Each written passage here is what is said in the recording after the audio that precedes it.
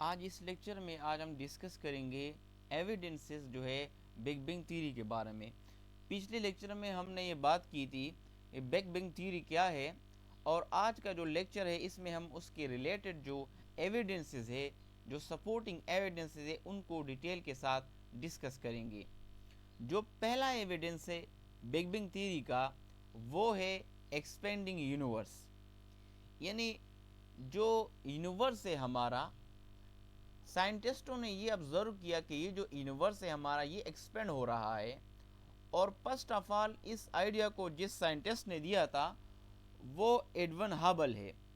Edwin ہابل نے اپنے telescope کے ذریعے، جو ٹیلیسکوپ اس نے انوینٹ کیا تھا جس کو ہبل ٹیلیسکوپ کہا جاتا ہے، اسی ٹیلیسکوپ کے ذریعے ہبل نے یہ ثابت کیا، یہ پروو کیا کہ یہ جو ہمارا کائنات ہے یہ آہستہ آہستہ یہ جو ہے نا وہ ایکسپینڈ ہو رہا ہے، یعنی یونیورس جو ہے، جو گلیکسی ہے، جو سٹارز ہے، یہ سب ایک دوسرے سے دور جا رہے ہیں اور ایکسپینڈ ہو رہا ہے ہمارا جو یونیورس ہے۔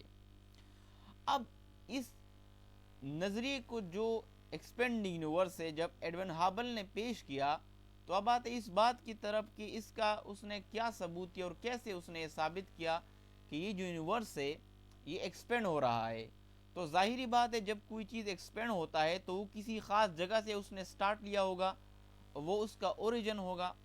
تو اب اس کے پاس کیا دلائل تھی اور کیسے اس نے یہ ثابت کیا کہ یہ جو یونیورس ہے ہمارا یہ ایکسپینڈ ہو رہا ہے۔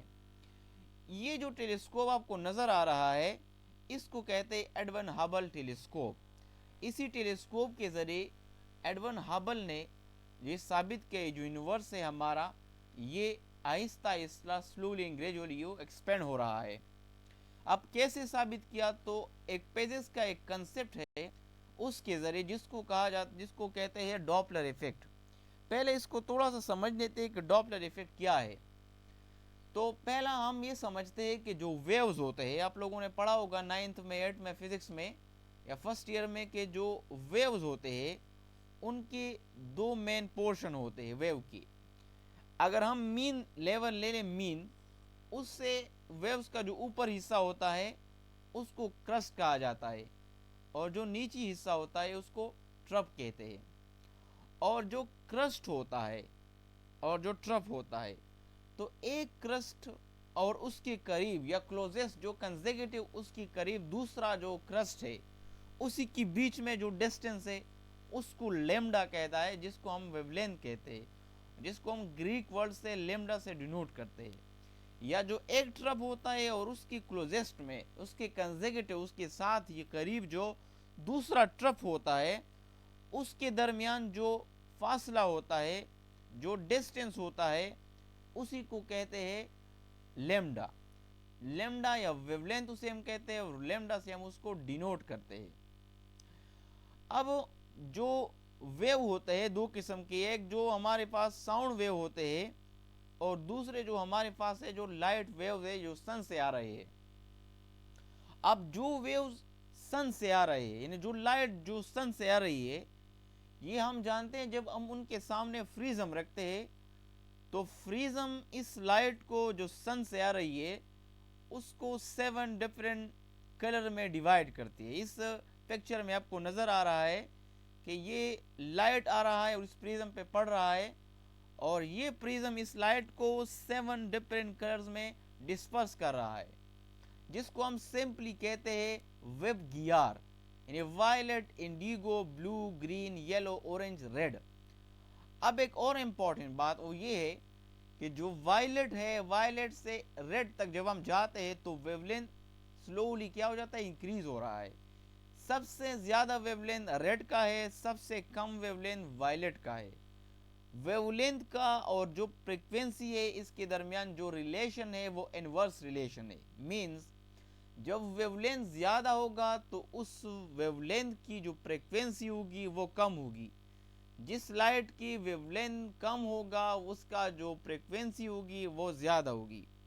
تو اب دو امپورٹنٹ چیزیں ہمیں اس میں یاد رکھنی ہے، وہ یہ ہے کہ جو ریڈ کلر ہوتا ہے، ریڈ اور بلو، تو آپ دیکھیں تو بلو نیچے ہے، یعنی بلو کی جو انرجی ہے یا جو فریکوینسی ہے وہ زیادہ ہے، ریڈ کی جو فریکوینسی ہے وہ کم ہے اور ویو لینتھ زیادہ ہے. تو ریڈ لائٹ کی جو ویو لینتھ ہے وہ بلو لائٹ سے زیادہ ہے, یا یوں کہیے کہ بلو جو لائٹ ہے اس کی جو فریکوینسی ہے, اس کی جو انرجی ہے وہ زیادہ ہے بنسبت ریڈ لائٹ کی.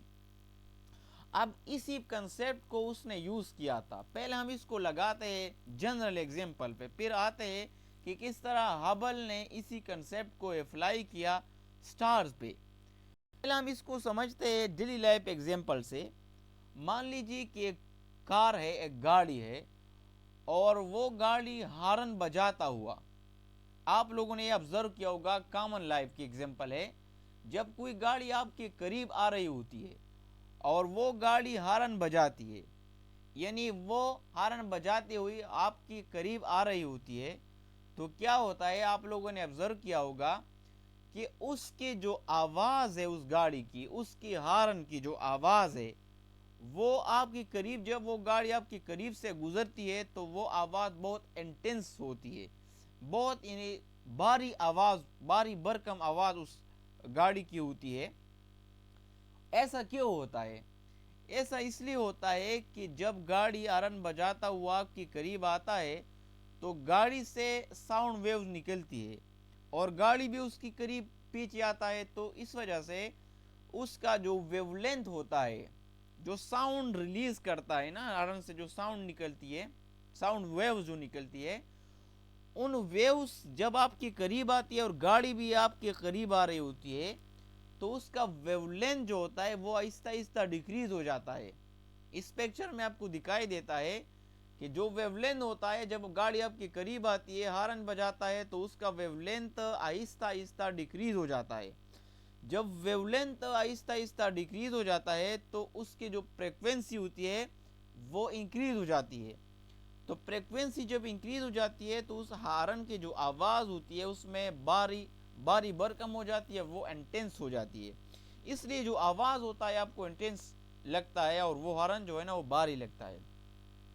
لیکن اس کے اپوزٹ میں اگر آپ یہ دیکھیں کہ جب کوئی گاڑی وہ آپ سے دور بھاگتی ہے, یعنی آپ سے دور جا رہی ہے, آپ کے قریب نہیں آ رہی, تو کیا ہوتا ہے اس وقت؟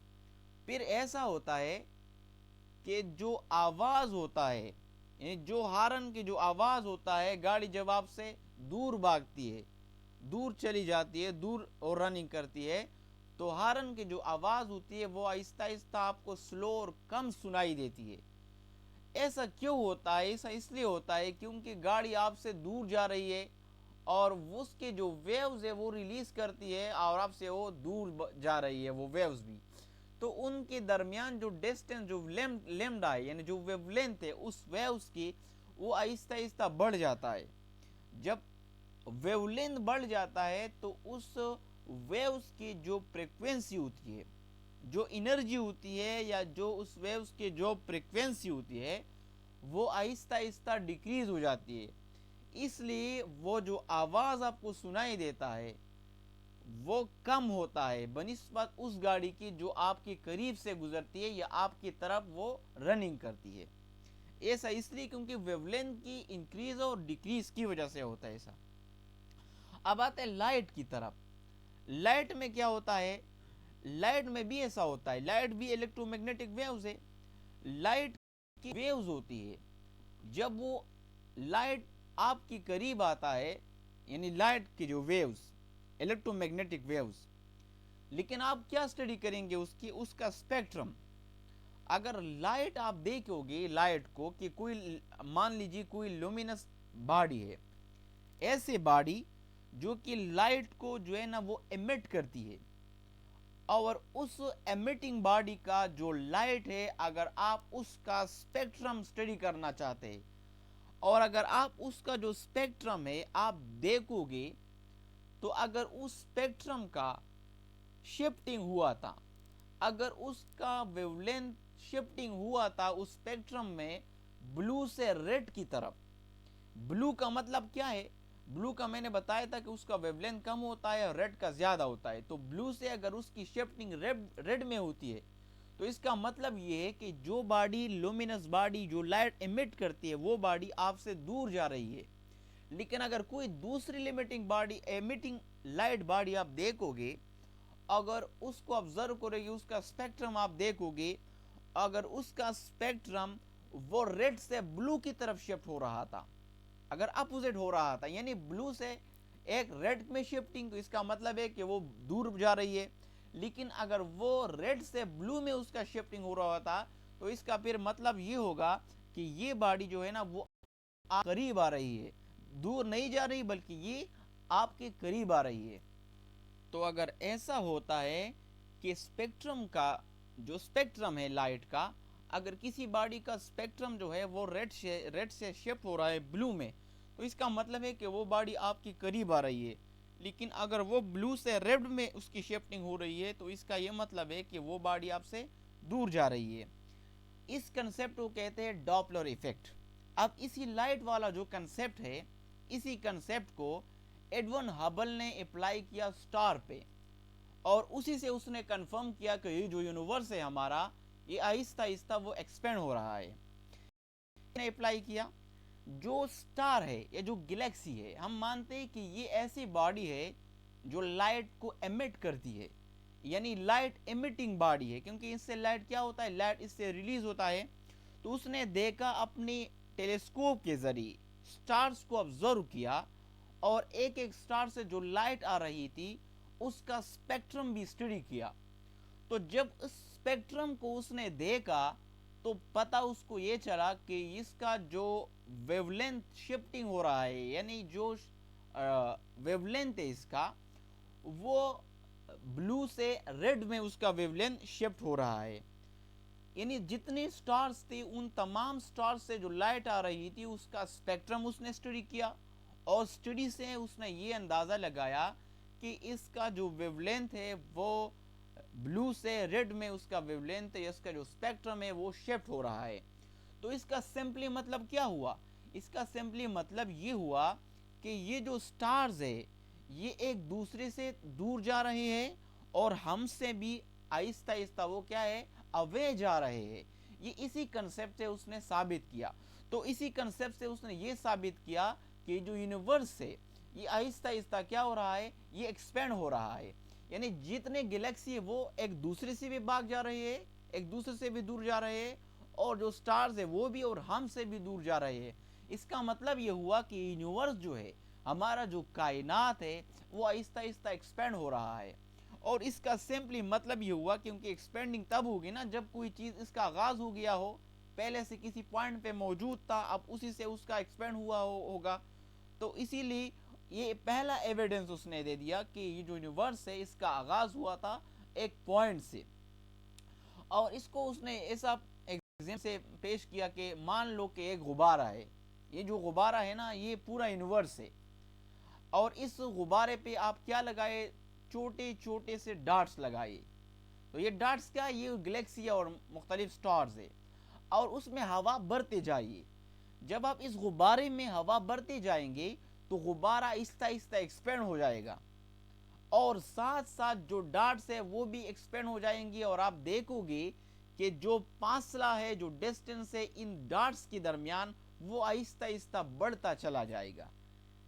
اسی طرح جو ہمارا یونیورس ہے وہ آہستہ آہستہ کیا ہو رہا ہے, وہ آہستہ آہستہ ایکسپینڈ ہو رہا ہے, اور جو گلیکسی ہے وہ ہم سے بھی دور ہے, اور سٹارز ہے وہ بھی اور ایک دوسرے سے بھی دور جا رہی ہے. تو یہ پہلا جو ایویڈنس تھا اس بارے میں کہ یہ یونیورس جو ہے ہمارا, اس کا آغاز ہوا تھا ایک سنگل اور ایک اوریجن سے, ایک پوائنٹ سے.